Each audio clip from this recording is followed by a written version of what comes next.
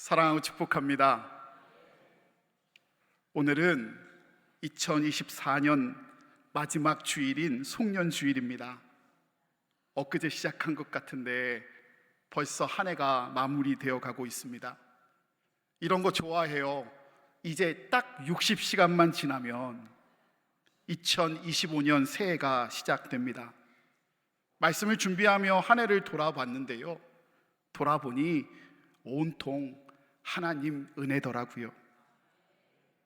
힘든 일도 있고 결정 내릴 일도 있었고 또 감사한 일도 있었지만 때마다 일마다 걸음걸음을 은혜로 채워주셨더라고요. 우리를 은혜로 이끌어주신 주님, 우리 하나님께 이 시간 영광과 찬양의 박수를 좀 올려드렸으면 좋겠습니다. 네.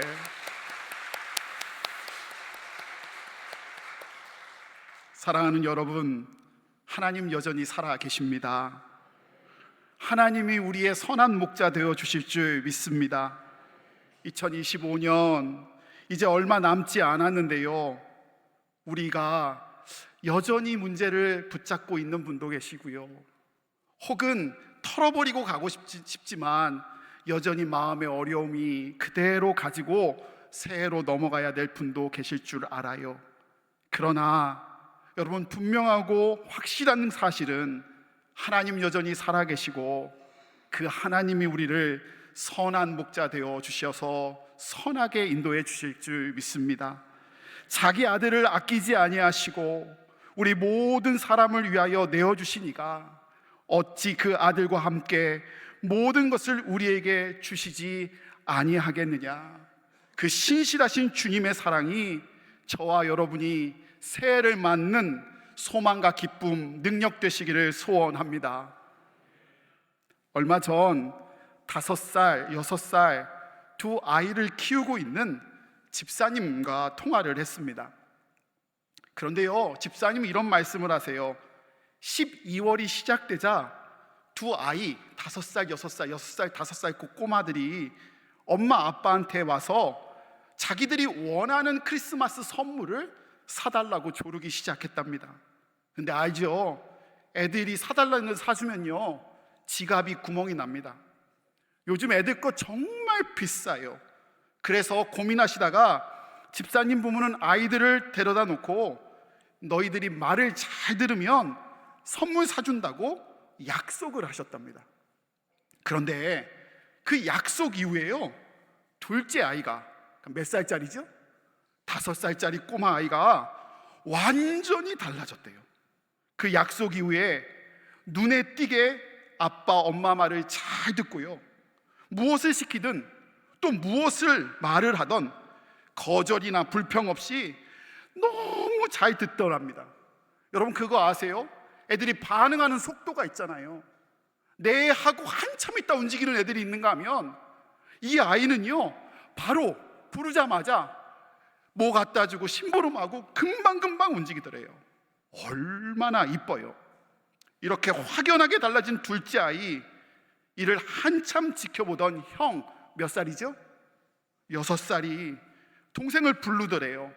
그리고 동생한테 이렇게 충고하더래요. 야, 벌써부터 그럴 필요 없어. 12월 20일부터 잘하면 돼. 못 알아들으신 분 계신가 봐요. 자신이 원하는 크리스마스 선물을 받기 위해 12월 내내 말 잘 듣는 동생, 크리스마스 닷새 전부터 말 잘 들어도 된다는 형. 사실 두 아이에게는 공통점이 있어요. 바로 아빠, 엄마의 약속을 조금도 의심하지 않고 믿고 있다는 사실이에요. 맞지요?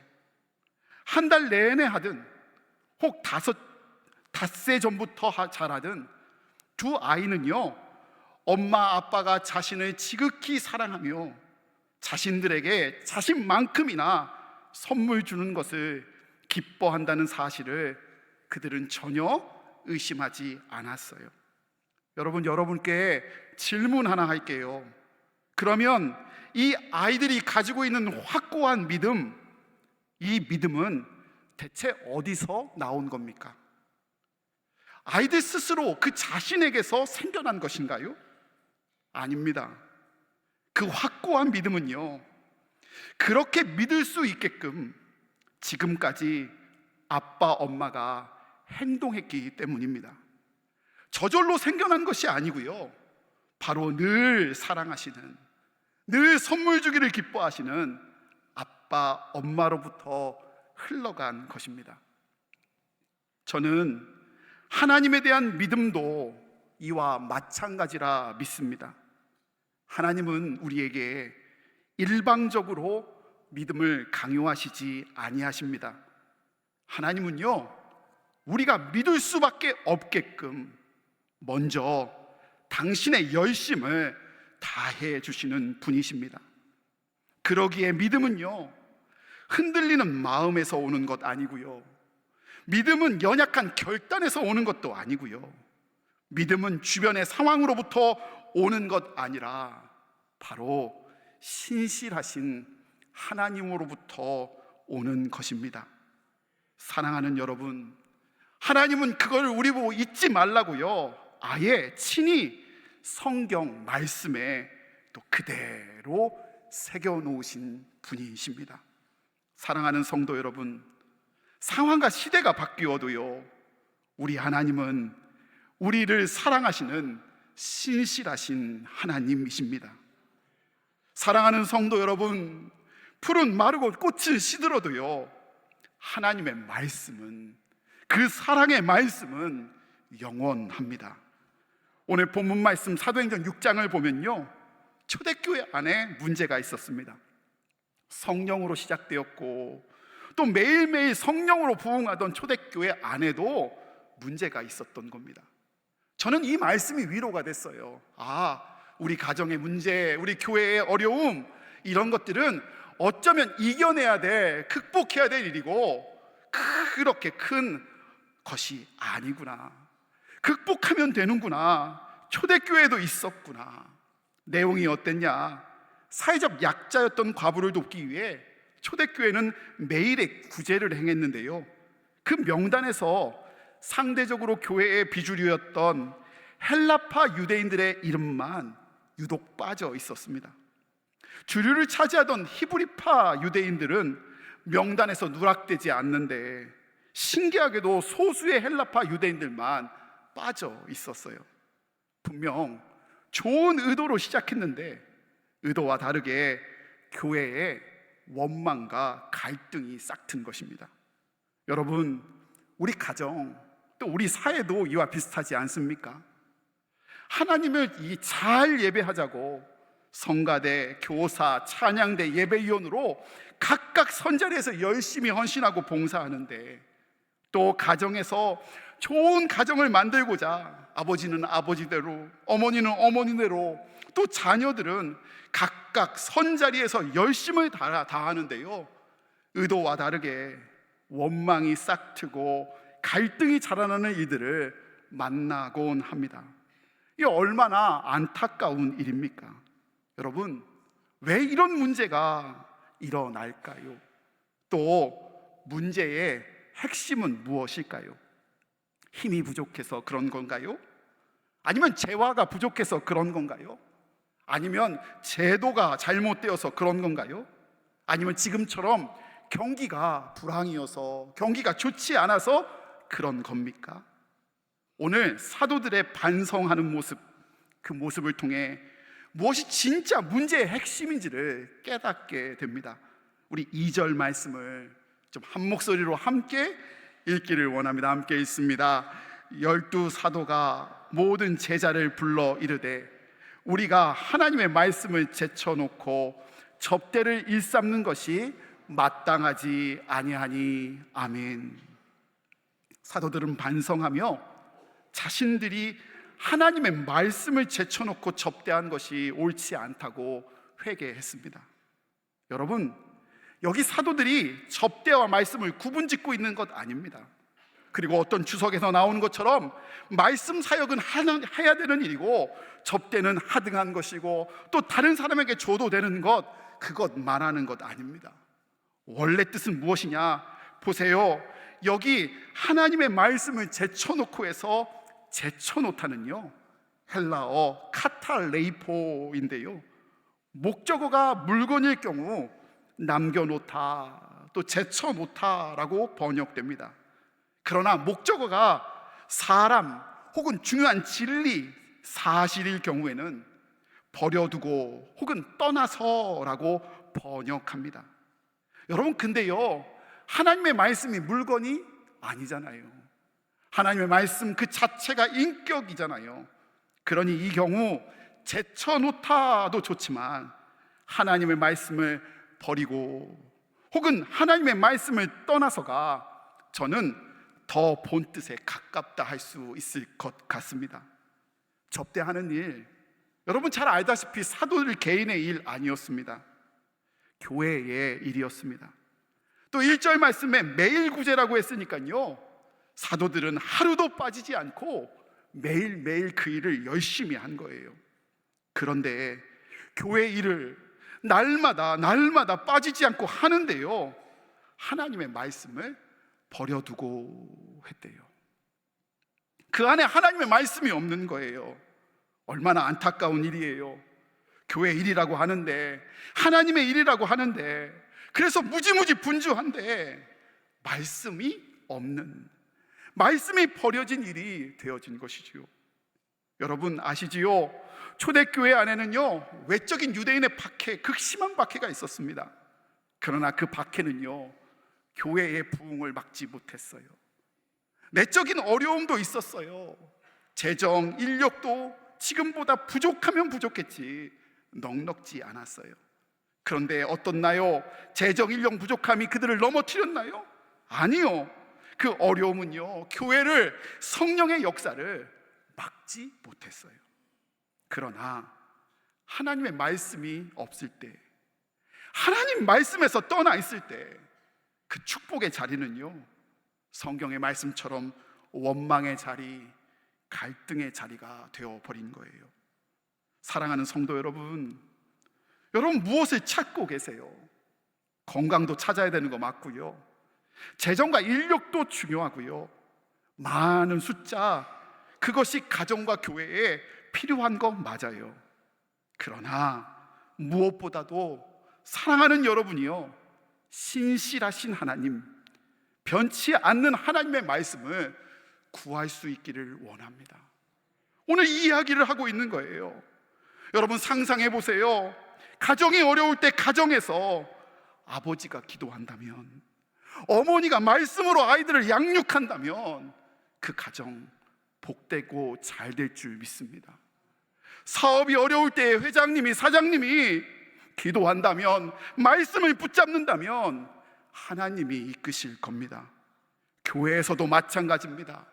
목사가 기도하기 시작한다면, 장로가, 권사들이 깨어서 기도한다면, 교사, 성가대, 봉사자들이 하나님의 말씀으로 채워지고 무장된다면, 초대교회가 박해를 능히 이겨냈듯 교회가 재정과 인력의 부족 가운데서도 날마다 성령의 역사로 부흥했듯 우리 가정도, 우리 사랑하는 제주중앙교회도 반드시 하나님이 복되게 하실 줄 믿습니다. 성령의 역사를 날마다 부어주실 줄 믿습니다. 그래서요, 사도들은 다음과 같은 해결책을 내어놓습니다.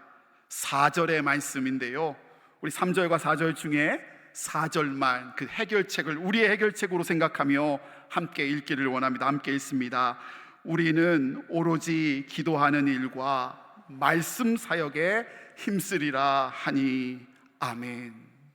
오로지 기도하는 일과 말씀 사역에 힘쓰니라. 사랑하는 여러분, 사도들은 다른 것 구하지 않았습니다. 뭐 구했지요? 하나님의 말씀을, 하나님의 말씀만 붙잡았습니다. 왜요? 이유는 하나입니다. 말씀이면, 기도면 충분하기 때문입니다. 그들이 그렇게 하나님의 말씀을 붙잡았을 때요, 하나님은 사도와 교회를 회복시켜 주셨고 능력 있게 하셨습니다. 우리 사모하는 마음으로 하나님이 주신 축복 7절 말씀도 함께 읽습니다.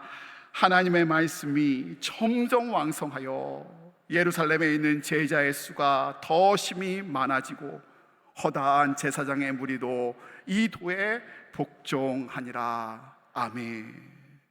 하나님의 말씀이 점점 왕성하여, 이게 복이에요. 여러분, 하나님의 말씀이 그들이 말씀 붙잡을 때 왕성해졌습니다. 교회 안에 가득했습니다. 가정 안에 가득했습니다. 여러분, 갈등과 원망은요, 문제는요, 우리가 다른 재화와 문제, 숫자를 가져올 때 없어지는 것이 아니고요, 갈등을 대적하여 싸울 때 없어지는 것이 아니고요, 말씀으로 충만할 때 갈등과 원망과 문제는 사라지는 줄 믿습니다. 오늘 이 이야기하는 거예요. 예루살렘에는 그래서 주님의 제자의 수가 더 심히 많아졌고요, 뿐만 아니라 그들을 박해하던 유대 제사장들마저도 이도, 즉 예수님의 복종하는 역사가 이어졌습니다.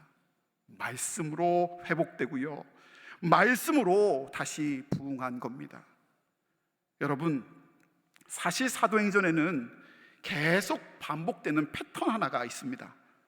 여러분, 처음 시작할 때요, 예수님께 부름받은 사도들은 약속한 성령을 받기 위해 무엇하였냐? 성경 1장 14절에 오로지 기도에 힘썼다라고 이야기합니다. 그리고 또 유대인들을 박해를 직면했을 때도요, 베드로와 사도들의 복음을 전파하며 그들은 역시 오로지 기도하기를 힘썼습니다.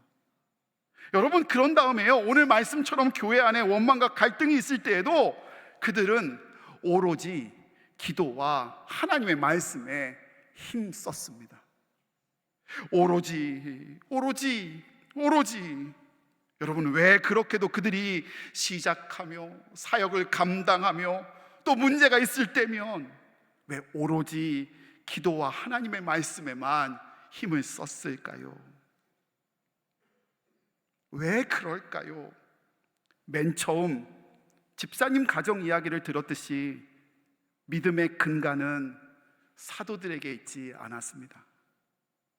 그 믿음은 오로지 말씀을 붙들 때마다 사도들로 하여금 믿을 수밖에 없게끔 날마다 일하시는, 신실하게 역사하시는 하나님께 있었습니다.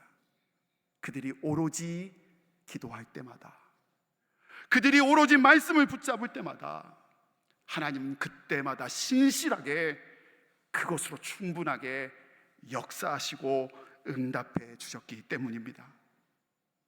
하나님이 그렇게 먼저 해 주셨기에, 먼저 채워 주셨기에 그들은 어려울 때마다 오로지 기도하고 말씀 붙잡으며 오로지 주님만 바라봤습니다. 먼저 열심을 다해 주시는 주님으로 인해 그 믿음이 근간된 것입니다.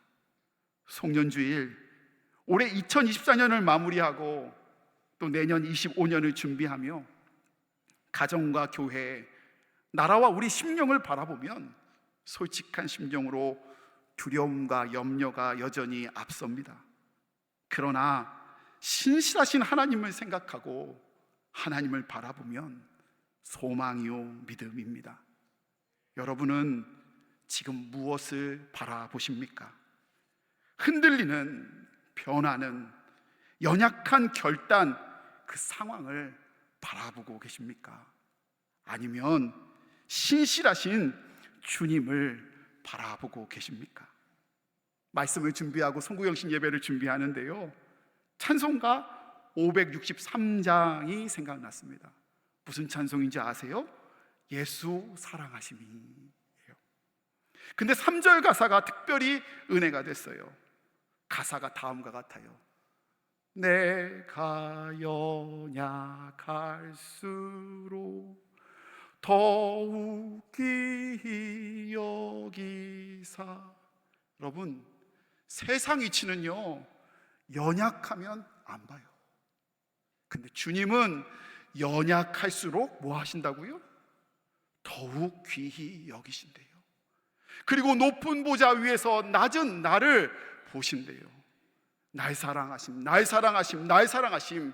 그리고 그걸 잊을까봐 어디에요? 성경에 써 놓으셨대요. 여러분, 이러니까 우리가 주님 바라볼 수 있는 것 아니에요? 지금 이 순간에도 오로지 기도하고 오로지 말씀만 붙잡을 수 있는 것 아닌가요? 사랑하는 제주중앙의 성도 여러분, 우리는 연약하지만 주님이 우리를 더욱 사랑하십니다. 우리는 흔들리지만 주님이 우리를 더욱 바라보십니다. 우리가 믿음으로 나아갈 때 주님은 먼저 우리에게 믿음의 근거를 허락하십니다. 2025년 나아가며 우리를 사랑하시는 주님을 바라보길 원합니다. 그 말씀 붙잡기를 원합니다. 새해 오로지 기도합시다. 오로지 하나님 말씀 붙잡읍시다.